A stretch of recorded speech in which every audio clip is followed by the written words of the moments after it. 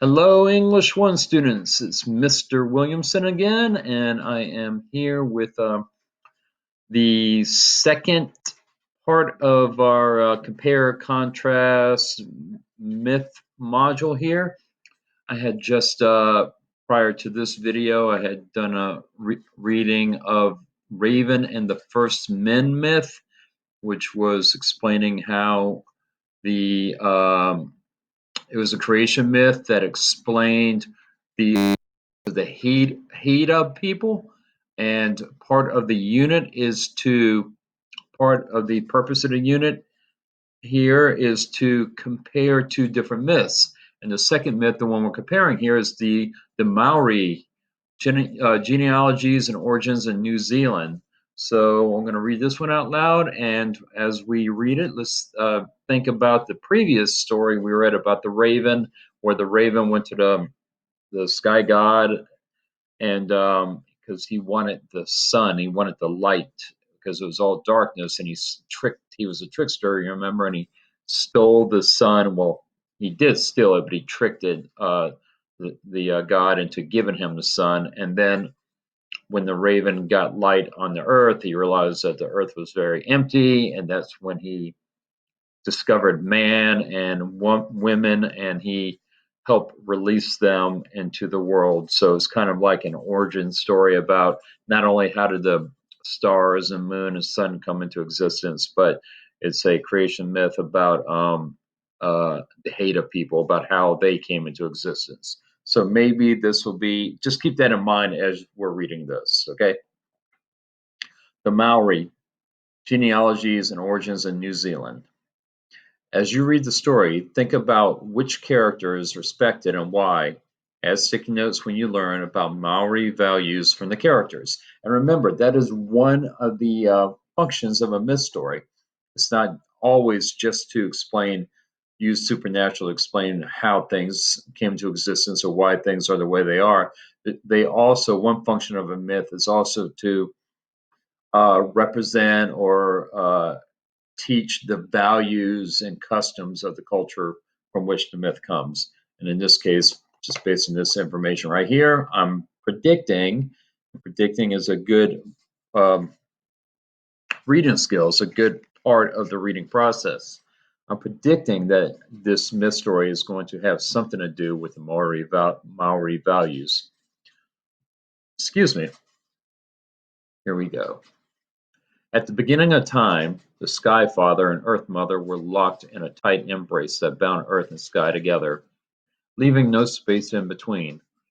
Sky was not separate from Earth or sea. Rangi, the Sky Father, held his beloved Papa, and together they bore many sons who were not human, but rather elements of nature. These sons loved their parents, but Rangi and Papa's embrace was so tight that they had no space to move or to lead their lives. They lay in darkness, constricted and unhappy. Once again, remember, when you're reading and you come across words that are colored or linked like this, take a moment to look at them. And I'm probably mispronouncing this, but I am going to say Papa is the shortened form of the name Papatanuku. Papa is the name of the mother, and Rangi is the name of the father. This could be confusing because Papa is another word for father in English, but not in this case. All right, let's get it out of here. Oh, okay. Two, the first son, decided that he and his brothers must act. We should kill our parents. Whoa, these two is really like jumping the gun here, right? I mean, I'm just thinking out loud, okay? We should kill our parents, he suggested, for he was the god of war. Well, that makes sense. If two is the god of war, I guess, he'd go straight for death. It will be difficult, but it's the only way we can truly be free. The others began to assent to this plan, but Tane, the god of forests and birds, stopped them. We cannot do this, he said. Rangi and Papa are our parents. They have created us, made us who we are. Let us pry them apart. Let them live, but make ourselves free. The Sky Father will watch us from above, while the Earth Mother nourishes us from below. So let's take a look here. We should kill our parents, which, I mean, I know it's a horrible concept, but a lot of myths are dark in that way, especially, when you read the more myths you read, you realize that there are a lot of dark myths out there. You know, and life was hard for life is hard now. It's even harder for our ancestors and people who lived centuries ago.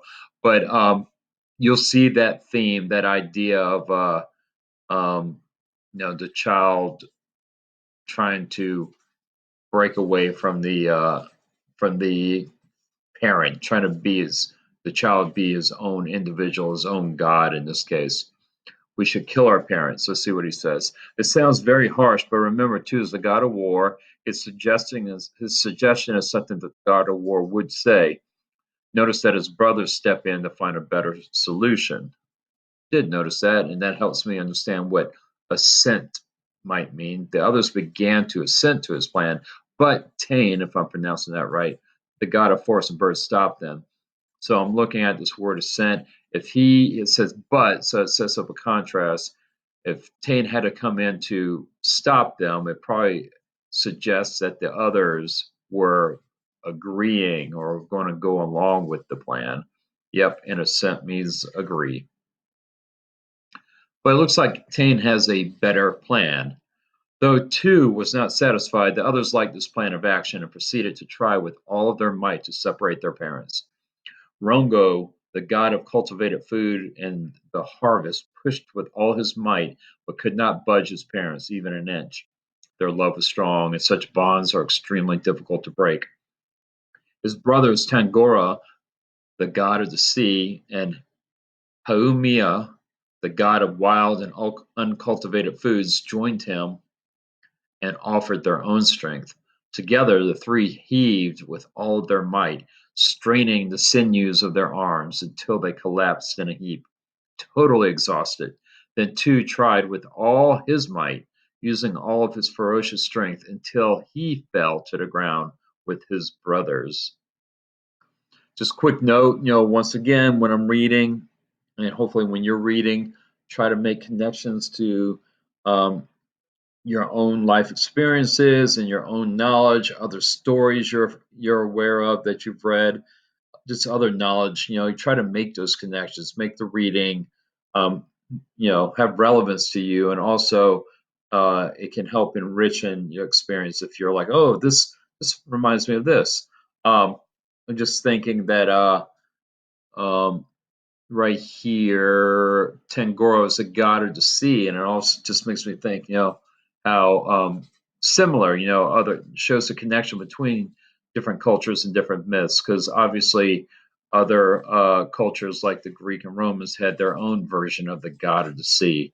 So you can see those kind of connections within myths from different cultures in different parts of the world. All right, so they're trying to separate the sky from the earth, and they're really not succeeding here. It is impossible, cried two. We should kill them. There is no other way to be free. Not yet, brother, said Tain. Let me try. The god of forests and birds wedged himself between Rangi and Papa, his back to Papa and his feet against Rangi. Using his legs, he began to move the way trees grow in the forest. Slowly but surely, he pushed his legs upward until his parents were wrenched apart. Papa fell and became the earth, while Rangi rose up to become the sky above. Light flooded into the world that had been created between Rangi and Papa. The brothers rejoiced and were amazed to find that in the dark they had birthed many children, the first humans. These offspring fell to Papa and were warmly received by the earth, their new home. Tain, wanting to honor his father above, adorned Rangi with the stars. Okay. And once again, I'm not sure if this recording records this audio, but I will click it and hear what it's. Think about how the Māori are related to the sky.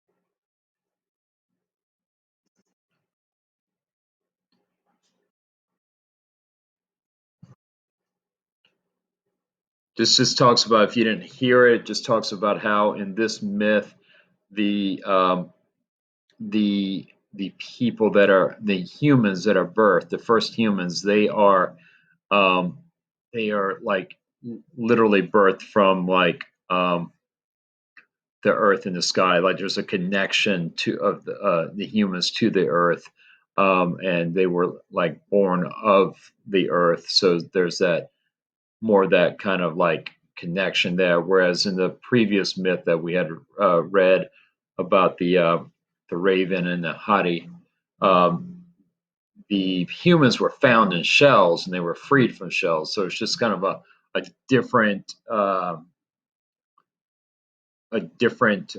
perception of how humans were brought into existence. Let's keep going, I think. All right. However, one brother was enraged at the separation. Tahiri, the god of weather and storms, was furious. He saw how terribly sad Papa and Rangi were to be torn apart. He saw the tears of rain that fell from Rangi. Tahiri raged and sent hurricanes and sea swells to fight against his brothers. Pain, Pain was driven to hide in his forest, which Tahiri destroyed with horrible floods. Tangora was thrown into the sea, where he was attacked by the wind and lightning. Rongo and Hamia took refuge in the earth, shielding themselves in Papa's embrace. As a result, Rongo became the god of agriculture and Hamia became the god of wild plants, caring for the earth. These brothers remained hidden in Papa's arms. The only brother to stand up to Tahiri was Tu, the fearsome god of war. They battled against each other for days, causing all the humans to hide in fear. These wars escalated. Tahiri violently attacked Tu with all of his might, but Tu was able to stand firm against the wind and water. Then Tu became angry and unleashed his own attack, defeating Tahiri, who escaped to his father in the sky. In subduing Tahiri, Tu created peace in the heavens and the earth, stopping to think. He considered the actions that he had, I'm sorry, stopping to think, he considered the actions that had led to this war and became angry at his brothers for fleeing into hiding when Tahiri attacked. In his anger, Tu chopped down the forest to find Tain and threw him into a basket. Next, Tu searched out Hamia and Rongo by digging into the soft earth and put them in the baskets as well. At last, two made nets that captured Tangora's fish and lured Tangora into the basket. In a rage, Tu opened his mouth and ate his brothers to punish them for their cowardice. Tu's descendants became the Māori, the humans who are able to master anything that they decide to conquer: the forest, the sea, the food, and the earth. Only Tahiri escapes Tu's wrath, and still today the Maori battle against the hurricanes he sends from above. Even now, Papa and Ringi continue to express their love for one another. When the mist rises from the earth, it moves to Ringi as a measure of Papa's affection. When dew falls to coat the ground, it is Ringi's tears for his wife.